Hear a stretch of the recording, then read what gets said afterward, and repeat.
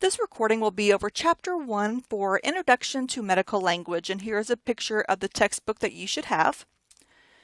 Chapter 1 is going to be the most important chapter that we're going to discuss because it gives us the introduction to how medical terms are created.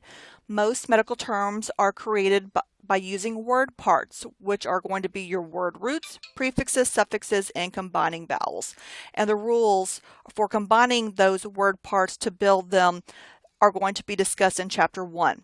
And so all the information you learn in this chapter, you're going to use throughout the entire book in order to analyze, build, define, and spell those medical terms from those word parts. We're actually skipping Objective 1 because that is all about the Evolve online resources. I've actually taken everything from Evolve and put it into eCampus just to simplify things, so you never have to go to an outside publisher's website. Everything is going to be in eCampus, so hopefully that's making it easier for you and for me. So we're going to start with Objective 2, describe the origins of medical language. So I've already stated that some terms are built from word parts. Now others are going to be built from eponyms, acronyms, and modern language.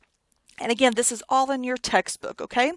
So eponyms are terms created or named after a person or a place. So in this example, we have the APGAR score. This was named after Virginia APGAR, who was an OB anesthesiologist to measure the physical condition of newborns. So APGAR score was named after the person who basically created it.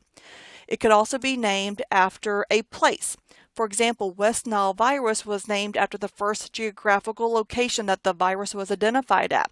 So again, eponyms are named after a person or a place.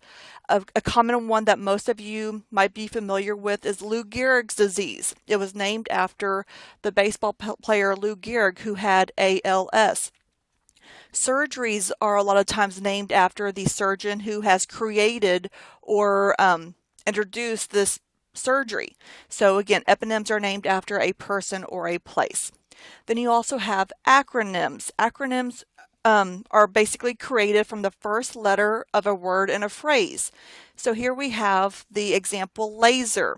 Laser is actually a common word that we use on a fairly daily basis, but it was actually created from the first letter in a phrase. Light amplification by stimulated emission of radiation. So they took the first letter and created the acronym LASER. So acronyms are usually contain a vowel and are spoken as a whole word. And then we have modern language, such as nuclear medicine scanner. And again, those words are just created or derived from our English language. So those are usually not too difficult. Then we have medical terms that are built from word parts, and they're taken from Greek and Latin. So the formal vocabulary of medical language began with the written medical documents of Hippocrates. Hippocrates was the father of medicine. He's the one who created the Hippocratic Oath, first do no harm. This is the oath that medical professionals take, once they graduate. So word parts of Greek and Latin origin are placed together to form medical terms. This is why it is difficult sometimes to spell and pronounce medical terms because they are taken from Greek and Latin words. Your textbook actually does a pretty good job of trying to help you with that by giving you these examples in the little blue box. So this is from Chapter 2 actually. They're taking the word chromosome. This was taken from the Greek term chromos, meaning color, and soma, meaning body, to create the one term chromosome.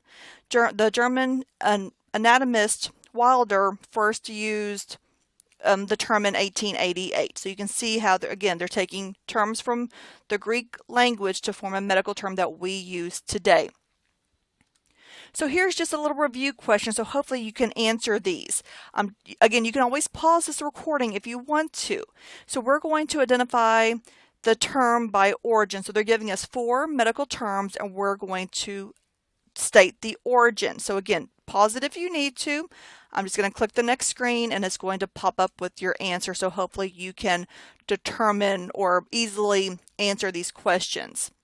So hepatitis is built from Greek and Latin word parts. AIDS is an acronym. taken from the first letter of a phrase, acquired immunodeficiency syndrome. Robotic surgery is just modern language. And then the Zika virus is an eponym. It's actually named after the location. It was first founded in the Zika forest in Uganda back in 1947. So Zika is actually an eponym, but it's named after the place it was discovered at.